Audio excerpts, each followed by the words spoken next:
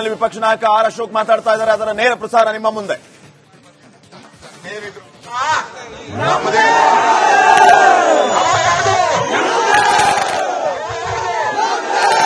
ಎಚ್ಚರಿಕೆಯನ್ನ ಕೊಡ್ತಾ ಇದ್ದೀನಿ. ಎಲ್ಲ ಕಟ್ಟಿಟ್ಟುಬಿಡಿ. ಇನ್ನ ಅಧಿಕಾರಿಗಳಿಗೂ ಎಚ್ಚರಿಕೆ. ಇನ್ನು ನಡೆಯಲ್ಲ. ಅರ್ಧ ಆಯುಷ್ ಮುಗ್ದೋಯ್ತು ನಿಮ್ಮದು. ಇವತ್ತು ಮದ್ದೂರಮ್ಮ ಜಾತ್ರೆ ಇರ್ಬೋದು, ಗಣಪತಿ ಉತ್ಸವ ಇರ್ಬೋದು, ರಾಮನವಮಿ ಇರ್ಬೋದು. ಅಲ್ಲ, ನಾನು ಕೇಳ್ತೀನಿ ನಿಮ್ಮನ್ನ, ಅಲ್ಲಪ್ಪ ಗಣೇಶನಪ್ಪ ಎಷ್ಟು ಸರಿ ದಿನ ಮಾಡ್ತೀರಾ? ಗಣೇಶನಪ್ಪ ವರ್ಷಕ್ಕೆ ಒಂದೇ ಸರಿ ಗಣೇಶನಪ್ಪ. ಇವ್ರು ದಿನ ಬಾಯ್ ಹೊಡ್ಕೊಂತಾರಲ್ಲ, ಬೆಳಗ್ಗೆ ಒಂದ್ಸರಿ, ಮಧ್ಯಾಹ್ನ ಒಂದ್ಸರಿ, ರಾತ್ರಿ ಒಂದ್ಸರಿ. ಕೇಳೋರಿಲ್ವಾ? ಕೇಳೋರಿಲ್ವನ್ರಿ? ಒಂದು ದಿನ ಮೈಕ್ ಹಾಕ್ಬಾರ್ದಂತೆ ನೀನು, ಒಂದು ದಿನ ಡಿಜೆ ಹಾಕ್ಬಾರ್ದಂತೆ. ಅವ್ರ ದಿನ ಹಾಕೊಂಡು ನಾವ್ಯಾರ ಮಕ್ಕಳು? ನಾವ್ಯಾರ ಮಕ್ಕಳಪ್ಪ? ಯಾರಿಗೆ? ಸಿದ್ದರಾಮಯ್ಯನವ್ರ ಬೆಂಬಲ? ಸಿದ್ದರಾಮಯ್ಯನವ್ರ ಬೆಂಬಲ ಯಾರಿಗೆ? ಸಿದ್ದರಾಮಯ್ಯ ಬೆಂಬಲ ಯಾರಿಗೆ? ಸಿದ್ದರಾಮಯ್ಯನ ಎಲ್ಲಿ ಕಳಿಸ್ಬೇಕು? ಆ ಪಣವನ್ನ ನಾವು ಹಿಂದೂಗಳು ಮಾಡಿದ್ರೆ ನಮ್ಮ ದೇಶ ನೋಡಿ, ಇವತ್ತು ನರೇಂದ್ರ ಮೋದಿ ದೇಶದ ಪ್ರಧಾನಿಯಾಗಿದ್ದಾರೆ. ದೇಶದಲ್ಲಿ ಹಿಂಗೆ ಮಾಡ್ತಾ ಇದ್ರು. ಇವತ್ತು ದೇಶದಲ್ಲಿ ಹಿಂಗೆ ಮಾಡ್ತಾ ಇದ್ರು. ಇವತ್ತು ಸೋನಿಯಾ ಗಾಂಧಿ, ರಾಹುಲ್ ಗಾಂಧಿ ಎಲ್ಲಿ ಓಡಿಸ್ಬಿಟ್ಟವ್ರೆ? ಇಟಲಿ ಓಡಿಸ್ಬಿಟ್ಟವ್ರೆ. ಎಲ್ಲಿ ಓಡಿಸವ್ರೆ? ದೇಶದಲ್ಲಿ ಓಡಿಸವ್ರೆ. ಈ ಕರ್ನಾಟಕದಲ್ಲಿ ಬಂದೈತೆ ನಮ್ದು.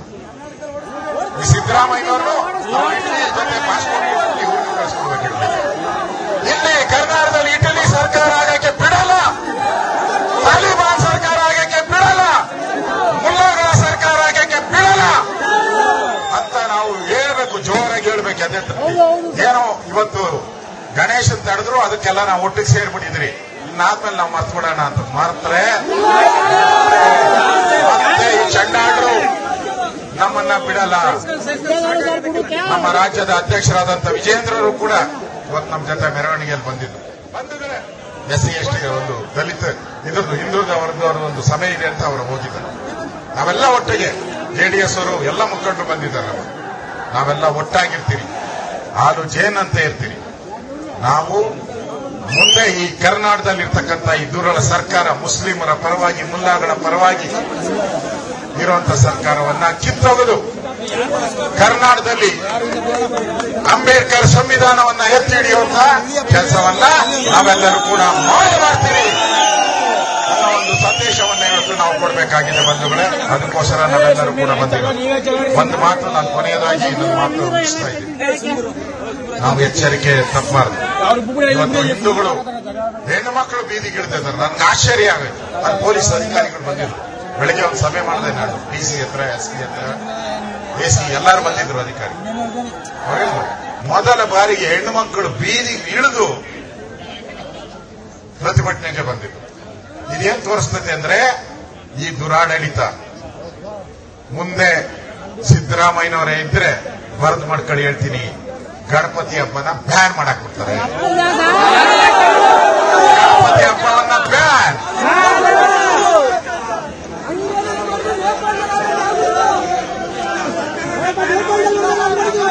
ಈಗ ಒಂದೇ ನಿಮಿಷ. ಈಗ DJ ಬ್ಯಾನ್. ಈಗೇನು DJ ಬ್ಯಾನ್. ಈಗ ಚಿತ್ರದುರ್ಗದಲ್ಲಿ DJ ಬ್ಯಾನ್ ಆಗಿದೆ. ಈಗ DJ ಬ್ಯಾನ್ ಮಾಡಿದ್ದಾರೆ. ಮಸೀದಿ ಮುಂದೆ ಮೆರವಣಿಗೆ ಹೋಗೋದನ್ನ ಬ್ಯಾನ್ ಮಾಡಿದ್ದಾರೆ. ಮುಂದೆ ಗಣೇಶನ ಹಬ್ಬವನ್ನು ಬ್ಯಾನ್ ಮಾಡ್ತಾರೆ. ಈ ಎಚ್ಚರಿಕೆಯನ್ನ ನಾವು ತೆಗೆದುಕೊಳ್ಬೇಕು. ನಮ್ಮ ಹೋರಾಟ ಇಲ್ಲಿಗೆ ನಿಲ್ಲಬಾರದು. ನಾವು ವಿಧಾನಸಭೆ ಒಳಗಡೆನೂ ಕೂಡ ಧರ್ಮಸ್ಥಳದ ವಿಚಾರವಾಗಿ ಹೋರಾಟವನ್ನ ಮಾಡಿ ಸರ್ಕಾರಕ್ಕೆ ಚೆಡಿಯೇಟನ್ನ ಕೊಟ್ಟಿದ್ದೀವಿ. ಇವತ್ತು ಮದ್ದೂರಲ್ಲಿ ನೀವು ಕೂಡ ಅದೇ ರೀತಿಯ ಹೋರಾಟವನ್ನ ಮಾಡಿದ್ದೀರಾ. ಮದ್ದೂರು ಜನತೆಗೆ ನಾನು ಅವರೆಲ್ಲರ ಪಾದ ಕಮಲಗಳಿಗೆ ನಾನು ನಮಸ್ಕಾರ ಮಾಡ್ತಾ ಇದ್ದೀನಿ. ನಿಮ್ಮ ಹೋರಾಟ ಮದ್ದೂರಿಗೆ ಅಲ್ಲ ಬಂದಿರೋದು. ಇವತ್ತು ಎಲ್ಲಿ? ಉತ್ತರ ಪ್ರದೇಶ, ಡೆಲ್ಲಿ, ಎಲ್ಲ ಕಡೆ ಎಲ್ಲ ಚಾನಲ್ ಅವರು ಬಂದಿದ್ದಾರೆ. ಆಲ್ ಇಂಡಿಯಾ ಚಾನಲ್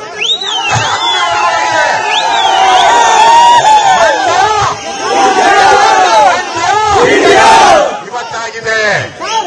ಇವತ್ತು ಹಿಂದೂ ಧ್ವಜ ಮಂಡ್ಯದಿಂದ ಇಂಡಿಯಾವರೆಗೂ ಹಾರಾಟ ಮಾಡಿದೆ.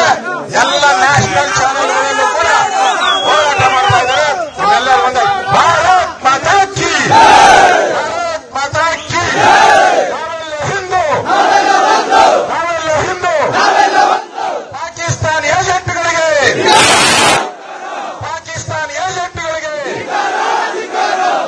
ಅವರು ತಮ್ಮನ್ನು ಉದ್ದೇಶ ಮಾತಾಡ್ತಾರೆ.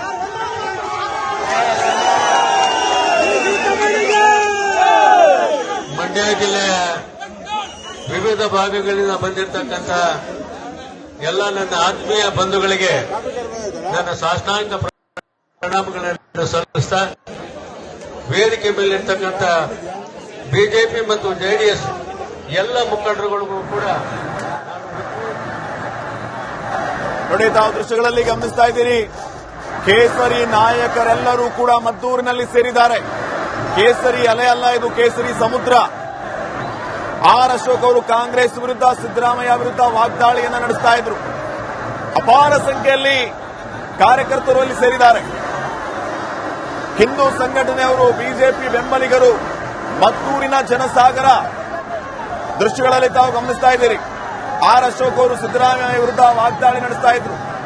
ಇವತ್ತು ಡಿಜೆ ಬ್ಯಾನ್ ಮಾಡ್ತಾರೆ, ನಾಳೆ ಗಣಪತಿ ಅನ್ನುವಂತ ಶಬ್ದವನ್ನೇ ಇವರು ಬ್ಯಾನ್ ಮಾಡ್ತಾರೆ, ಗಣಪತಿ ಅನ್ನುವಂತ ಪದವನ್ನೇ ಬ್ಯಾನ್ ಮಾಡ್ತಾರೆ. ಸಿದ್ದರಾಮಯ್ಯ ಅವರನ್ನು ನಾವು ಎಲ್ಲಿ ಕಳಿಸಬೇಕಾಗಿದೆ?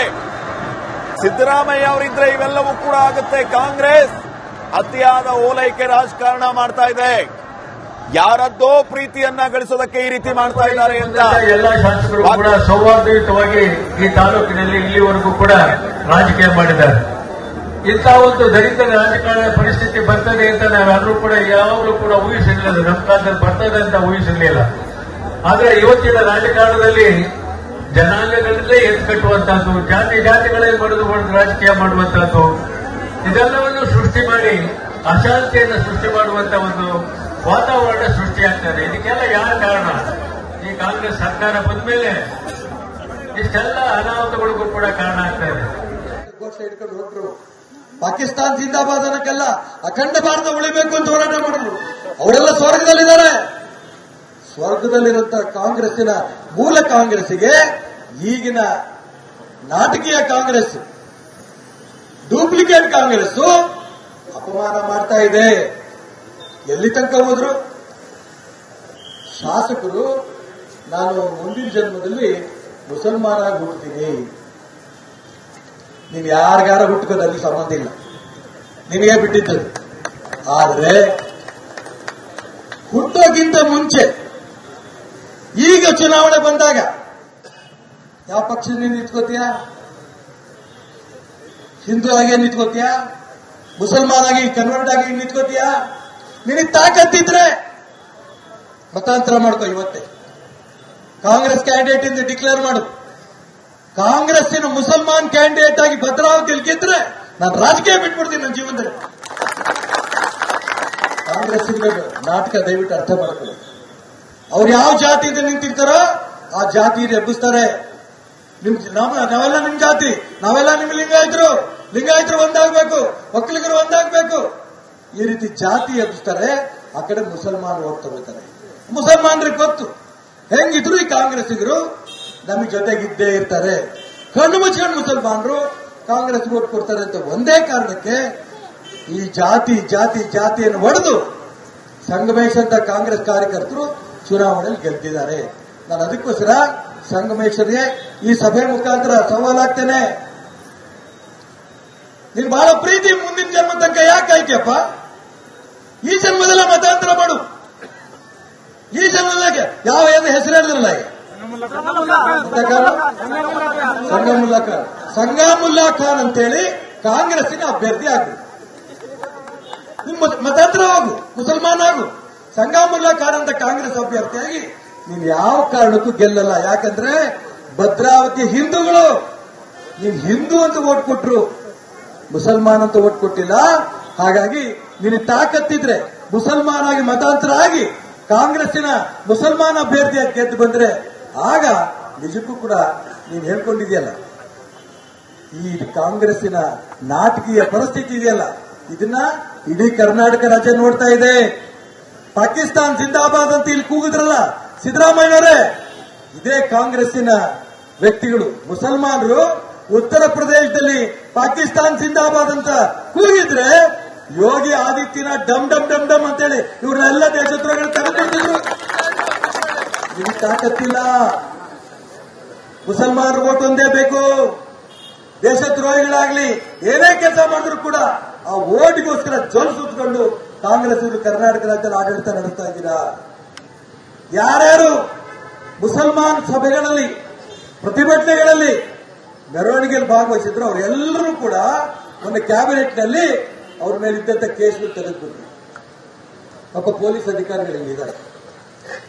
ಹುಬ್ಬಳ್ಳಿಯಲ್ಲಿ ಆ ಮುಸಲ್ಮಾನರು ಮೆರವಣಿಗೆ ಸಂದರ್ಭದಲ್ಲಿ ಪೊಲೀಸ್ ಅಧಿಕಾರಿಗಳು ನಮ್ಮನ್ನು ಹೊಡೆದಾಕ್ತಾರೆ ಅಂತ ಹೇಳಿ ತಪ್ಪಿಸ್ಕೊಂಡು ಓಡಾಕ್ತಾರೆ. ತಪ್ಪಿಸ್ಕೊಂಡು ಜೀವ ಭಯದಿಂದ ಪೊಲೀಸ್ನವರು ಓಡೋಗ್ತಾರೆ. ಅಂತ ಪೊಲೀಸ್ನವ್ರಿಗೆ ಯಾರು ಓಡಿಸ್ಕೊಂಡ್ ಬಂದು ಹೊಡಿಯಕ್ ಬಂದು ಹೊಡೆದ್ರು ಅಂತವ್ರನ್ನ ಕರ್ನಾಟಕ ರಾಜ್ಯದ ಮುಸ್ಲಿಂ ಸರ್ಕಾರ ಇದು. ಈ ಮುಸ್ಲಿಂ ಸರ್ಕಾರ ಆ ಕೇಸನ್ನು ವಾಪಸ್ ತಗೋತಾರೆ. ಯಾರ ರಕ್ಷಣೆಯಲ್ಲಿ ತೊಡಗ್ತಾರೆ, ತಮ್ಮ ಜೀವನದ ಹಂಗನ್ನು ತೊಳೆದು ಇಡೀ ಸಮಾಜಕ್ಕೆ ರಕ್ಷಣೆ ಕೊಡ್ತಾರಂತ ಪೊಲೀಸ್ ಇಲಾಖೆಗೆ ಕರ್ನಾಟಕ ರಾಜ್ಯದಲ್ಲಿ ರಕ್ಷಣೆ ಇಲ್ಲ ಅನ್ನೋ ಪರಿಸ್ಥಿತಿ ಇದೆ. ಅದಕ್ಕೋಸ್ಕರ ಹೇಳಿದ್ರೆ ಎಲ್ಲರೂ ಒಂದೇ ದಿನಕ್ಕೆ ಇಷ್ಟು ಜನ ಸೇರಲು ಅಂತ.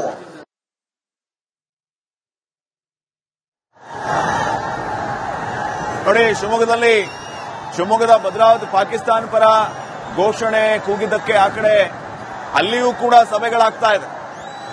ಮಾಜಿ ಉಪಮುಖ್ಯಮಂತ್ರಿ ಕೆಎಸ್ ಈಶ್ವರಪ್ಪ ಅವರು ಕಾಂಗ್ರೆಸ್ ವಿರುದ್ಧ ವಾಗ್ದಾಳಿಯನ್ನು ನಡೆಸ್ತಾ ಇದ್ರು. ಇನ್ನ ಗಣೇಶನ ಅಶ್ವಥ್ ನಾರಾಯಣ ಅವರು ಮಾತಾಡ್ತಾ ಇದ್ರು.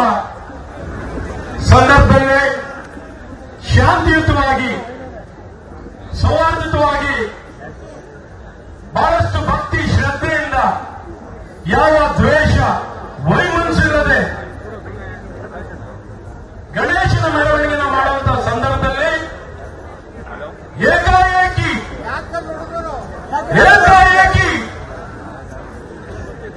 ಮಸೀದಿಯಿಂದ ಕಲ್ಲು ತೂರಾಟವನ್ನು ಮಾಡುವಂತ ದುಷ್ಕರ್ಮಿಗಳಿಗೆ ಶಿಕ್ಷೆಯನ್ನು ಕೊಡಬೇಕಂತ ಇವತ್ತೆಲ್ಲ ನಾವಿಲ್ಲಿ ನೆರೆದಿರುವಂತದ್ದು.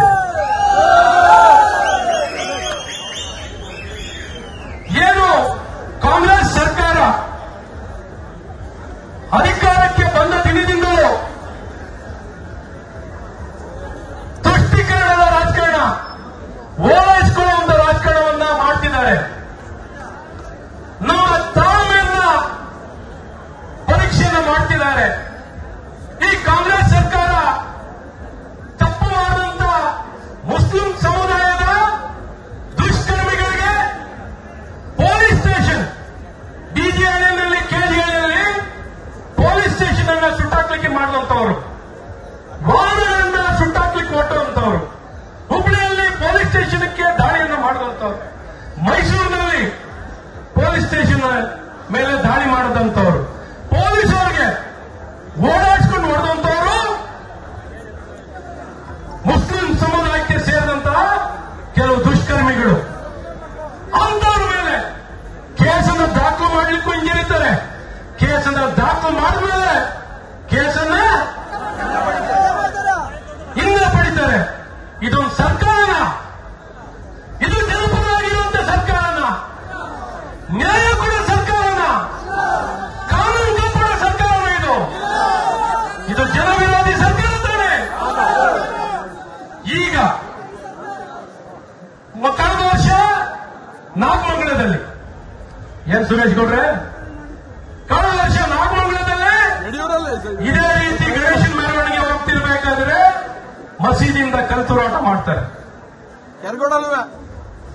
ಕೆರಗೋಡಲ್ಲಿ ಕೇಸರಿ ಧ್ವಜವನ್ನ, ಹನುಮ ಧ್ವಜವನ್ನ ಹಾರಿಸಲಿಕ್ಕೆ ಅನುಮತಿಯನ್ನು ಕೊಡಲ್ಲ ಅಂತ. ನಾವೇನ್ ಪಾಕಿಸ್ತಾನದಲ್ಲಿದ್ದೀವಾ?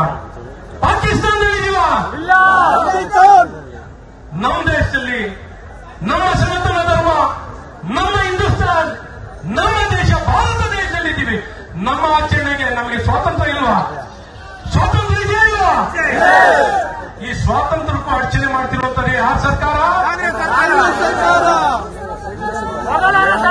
ಇತ್ತೀಚೆಗೆ ಕಳೆದ 2 ದಿನದ ಹಿಂದೆ ಏನ್ ಕಲ್ತೂರಾಟ, ನಿಮ್ಗೆ ಗೊತ್ತಿರೋ ವಿಚಾರನೆ. ಕಲ್ಲು ತೂರಾಟ ಮಾಡಿದವರ ಮೇಲೆ ಕಾನೂನು ಕ್ರಮವನ್ನು ಜರುಗಿಸೋದು ಬಿಟ್ಟು ಸುಮ್ಮನೆ ಒಂದು ಕೇಸ್ ಹಾಕ್ಬಿಟ್ಟು ಬರೀ ನಾಟಕ ಮಾಡಿದವರಂಗೆ, ಈಗ ನಾಟಕ ಮಾಡಿರೋದು ನೀವೆಲ್ಲ ಕೇಳಿಸ್ಕೊಂಡಿದ್ದೀರಾ. ನಾವು ಹೊಡೆದ ಮಾಡಿದ್ದೀನಿ, ನನ್ನ ಅರ್ಥಂಗೆ ಕುಂಡ್ಕೊಂಡು ಹೋಗುವಂತ ನಾಟಕ ಮಾಡುವಂತ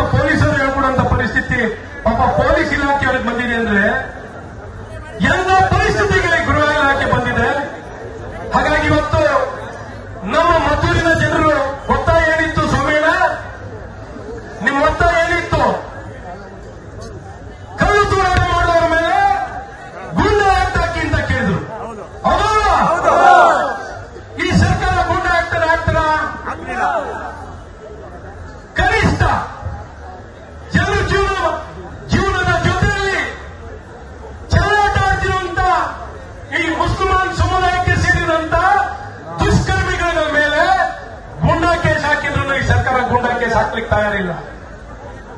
ಅದು ಬಿಟ್ಟು ಹೇಳ್ತಾರೆ ಯಾರು ಜನರ ಪರವಾಗಿ ಬಂದಿರಲ್ಲ ಪ್ರತಾಪ್ ಸಿಂಹ ಅಥವಾ ಬಿಜೆಪಿ ನಾಯಕರು ಅವರೆಲ್ಲ ಕಿಡಿಗೇಡಿಗಳು, ಜೆಡಿಎಸ್ ನಾಯಕರುಗಳು ಕಿಡಿಗೇಡಿಗಳು, ಭಾರತೀಯ ಜನತಾ ಪಾರ್ಟಿಯ ನಾಯಕರುಗಳೆಲ್ಲ ಕಿಡಿಗೇಡಿಗಳಂತೆ. ಈ ಕಾಂಗ್ರೆಸ್ ನಾಯಕರೇನು ಬಿಜೆಪಿಯವರಿಗೆ, ಬಿಜೆಪಿ ಮತ್ತು ಜೆಡಿಎಸ್ಗೆ ಕೆಲಸಿರುವಂತೆ. ಬಿಜೆಪಿ ಮತ್ತು ಜೆಡಿಎಸ್ ನಾಯಕರುಗಳಿಗೆ ತಮ್ಮಣ್ಣವರೇ, ರಮೇಶ್ ಅವರೇ, ನಿಮ್ಗೆಲ್ಲ ಕೆಲಸಿಲ್ಲ. ಎಷ್ಟು ಸುಮಲತಾ ಮೇಡಮ್ ನಿಮ್ಗೂ ಕೆಲಸಿಲ್ಲ ಅಂತ. ಶ್ರೀವತ್ಸ ಅವರೇ, ಈ ಕಾಂಗ್ರೆಸ್ ನಾಯಕರು ಕೆಲಸಿರೋರು ಕೆಲಸ ಮಾಡಿದ್ರೆ ಮೈಗಂಟಲು ಮಾಡ್ತಿರೋರು, ಮೈಗಂಟಲು ಮಾಡ್ತಿರೋರು, ಕಲಿತಿರೋರು ಇವತ್ತು ಜನವಿರೋಧಿಯಾಗಿ ಜನರಿಗೆ ಅಧಿಕಾರ ಕೊಟ್ಟಿದ್ದಾರೆ. ಅಧಿಕಾರವನ್ನ ಸದ್ಬಳಕೆ ಮಾಡದೆ, ಜನರನ್ನು ಆಡಳಿತ ಮಾಡದೆ, ಜನರ ರಕ್ಷಣೆ ಮಾಡದೆ, ಜನರನ್ನು ಕಾಪಾಡದೆ ಇವತ್ತು ಜನರನ್ನ ಅಯ್ಯೋ ಅನ್ಸುವಂತ ಕೆಲಸವನ್ನು ಮಾಡ್ತಿರೋರು ಈ ಕಾಂಗ್ರೆಸ್ನವರು. ಹಾಗಾಗಿ ಈ ರೀತಿ ಕೆಟ್ಟ ಆಡಳಿತವನ್ನು ಮಾಡ್ತಿರುವಂತ ಕಾಂಗ್ರೆಸ್ ಅವರಿಗೆ, ಕಾಂಗ್ರೆಸ್ ಸರ್ಕಾರಕ್ಕೆ ಪಾಠ ಕಲಿಸಬೇಕು, ಸ್ಪಷ್ಟ ಸಂದೇಶವನ್ನು ಕೊಡಬೇಕು. ಆ ಕಾರಣದಲ್ಲಿ ಇವತ್ತೆಲ್ಲ ನಾವು ನೆರೆದಿದ್ದೀವಿ. ಇಲ್ಲೆಲ್ಲ ನಾಯಕರುಗಳು ಬಂದಿದ್ದಾರೆ. ಕಾಂಗ್ರೆಸ್ ಪಕ್ಷಕ್ಕೆ ನೀವು ಇಷ್ಟ ಬಂದಂತ ಆಡಳಿತ ಮಾಡ್ಲಿಕ್ಕಾಗಲ್ಲ, ನೀವು ಓಲೈಕೆ ರಾಜಕಾರಣವನ್ನು ಮಾಡ್ಲಿಕ್ಕಾಗಲ್ಲ, ತುಷ್ಟೀಕರಣ ರಾಜಕಾರಣವನ್ನು ಮಾಡ್ಲಿಕ್ಕೆ ಸಾಧ್ಯವಿಲ್ಲ. ನಮಗೆ ನ್ಯಾಯವನ್ನು ಕೊಡಬೇಕು, ನ್ಯಾಯವನ್ನು ಒದಗಿಸಬೇಕು. ಕಲ್ಲು ತೂರಾಟವನ್ನು ಮಾಡಿದಂತ ದುಷ್ಕರ್ಮಿಗಳ ಮೇಲೆ ಗೂಂಡಾ ಕೇಸನ್ನು ಹಾಕಬೇಕು ಅನ್ನೋದಕ್ಕೆ ಒತ್ತಾಯವನ್ನು ಮಾಡಿ ಇವತ್ತು ಈ ಹೋರಾಟವನ್ನು ಮಾಡ್ತಾ ಇದ್ದೀವಿ. ಸಾಮೂಹಿಕವಾಗಿ ಗಣೇಶನ ವಿಸರ್ಜನೆಯನ್ನು ಮಾಡಿ ಈ ಸರ್ಕಾರಕ್ಕೆ, ನಮ್ಮ ಆಚರಣೆಗೆ ಯಾವ ಅಡಚಣೆಯನ್ನು ನಾವು ಸಹಿಸಿಕೊಳ್ಳಲ್ಲ, ನಮ್ಮ ಆಚರಣೆಯನ್ನ ಮಾಡ್ತೀವಿ. ಅದಕ್ಕೆ ಶಕ್ತಿಯನ್ನು ತುಂಬಲಿಕ್ಕೆ ಇವತ್ತು ನಾವೆಲ್ಲ ಸೇರಿದ್ದೀವಿ ಅಂತ ಸ್ಪಷ್ಟ ಸಂದೇಶ ಇವತ್ತು ಕಾಂಗ್ರೆಸ್ ಸರ್ಕಾರಕ್ಕೆ ಕೊಡ್ತಾ ಇದ್ದೀವಿ ಅಂತ ತಿಳಿಸಿ, ಇದೇ ಸಂದರ್ಭದಲ್ಲಿ ನಮ್ಮೊಂದಿಗೆ ಅನ್ನದಾನಿಯವರು ಮತ್ತು ಸುರೇಶ್ ಗೌಡರು, ಸೋಮೇಣ್ಣನವರು, ಸುಮಲತಾ ಮೇಡಮ್ ಅವರು, ಶ್ರೀವತ್ಸ ಅವರು, ಡಾಕ್ಟರ್ ಇಂದ್ರೇಶ್ ಅವರು ನಿಮ್ಮನ್ನೆಲ್ಲ ಉದ್ದೇಶಿಸಿ ಮಾತಾಡುವಂತವರಿದ್ದಾರೆ. ಆದ್ಮೇಲೆ